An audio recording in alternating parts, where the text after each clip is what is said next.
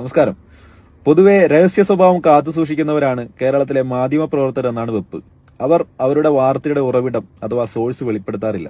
കഴിഞ്ഞ ദിവസം മീഡിയ വണ്ണിന്റെ ഔട്ട് ഓഫ് ഫോക്കസിൽ സി ദാവൂദും തൊട്ടു പിറ്റേ ദിവസം മീറ്റ് ദി എഡിറ്റേഴ്സ് അവർ റിപ്പോർട്ടർ ചാനലിൽ സ്മൃതി പരുത്തിക്കാടും പറഞ്ഞ ചില സ്റ്റേറ്റ്മെന്റ് നമുക്കൊന്ന് കേൾക്കാം.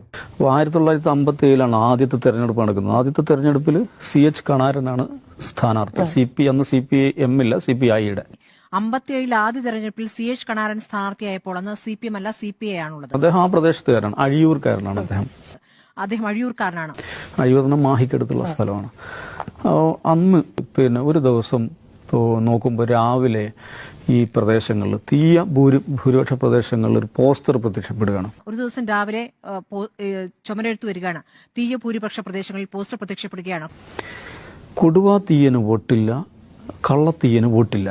കൊടുവാ തീയന് വോട്ടില്ല, കള്ളത്തീയന് വോട്ടില്ല.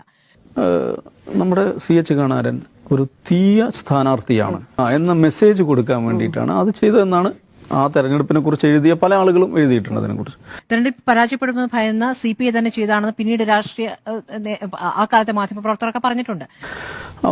CH കണാരൻ ജയിക്കുന്നു. അദ്ദേഹം നിയമസഭയിലെ വളരെ ഗംഭീര പെർഫോമൻസ് ആയിരുന്നു. അപ്പോൾ ആ തെരഞ്ഞെടുപ്പിൽ നല്ല വിജയം ലഭിക്കുകയും ചെയ്തു. അപ്പൊ അന്നു മുതൽ അതുണ്ട്, അവിടെ ഉണ്ട്. അപ്പൊ ഇത്തരം തന്ത്രങ്ങൾ ഉപയോഗിച്ചിട്ടുണ്ട് നേരത്തെയും എന്നുള്ളൊരു ചരിത്രം അവിടെ കിടക്കുകയാണ്. മാർച്ച് 11 അജീഷ് കൈതക്കൽ എന്ന് പറഞ്ഞിട്ടൊരു ഹാൻഡിൽ DYFIയുടെ മുൻ സംസ്ഥാന കമ്മിറ്റി അംഗമാണ്, പേരാമ്പ്രക്കാരാണ്. പുള്ളി ഒരു ഫേസ്ബുക്ക് പോസ്റ്റ് ഇടുന്നുണ്ട്.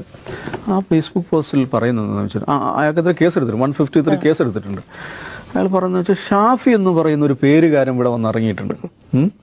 ആ പ്രയോഗം ശ്രദ്ധിക്കണം. 11-ാം തീയതി അവിടെ ഒരു CPM നേതാവിന്റെ ഫേസ്ബുക്ക് പോസ്റ്റായി വരുന്നത് ഷാഫി എന്ന ഒരു പേരുകാരൻ ഇവിടെ വരുന്നുണ്ട്, ഷാഫി എന്ന ഒരു പേരുകാരൻ ഇവിടെ വരുന്നുണ്ട് എന്ന ഒരു അജീഷ് കൈതക്കൽ, അദ്ദേഹം DYFI സംസ്ഥാന കമ്മിറ്റി അംഗമായിരുന്നു. അത് 153 പ്രകാരം കേസെടുക്കുകയൊക്കെ ചെയ്തിട്ടുണ്ട്. അപ്പോൾ അങ്ങനെ ഒരു പ്രയോഗം അവിടെ തുടങ്ങുകയാണ്.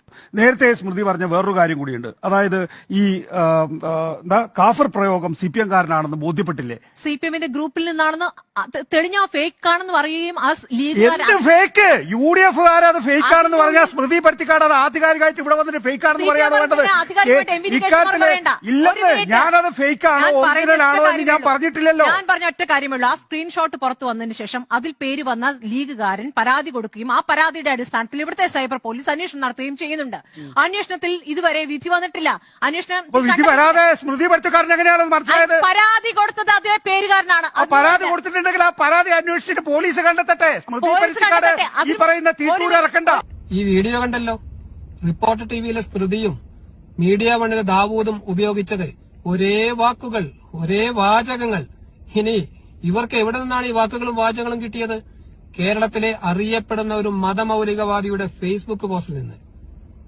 CPIM-നെ ആക്രമിക്കാൻ സംഘപരിവാറും മതമൌലികവാദികളും പടച്ചുവിടുന്ന വ്യാജ വാർത്തകളാണ് കേരളത്തിലെ ഒരു കൂട്ടം മാധ്യമപ്രവർത്തകർ ആധികാരികമെന്ന ആ രീതിയിൽ പ്രചരിപ്പിക്കുന്നത് എന്ന് നമ്മൾ ഇപ്പോഴെങ്കിലും തിരിച്ചറിയണം. അതിന്റെ ഏറ്റവും ഒടുവിലത്തെ ഉദാഹരണമാണിത്.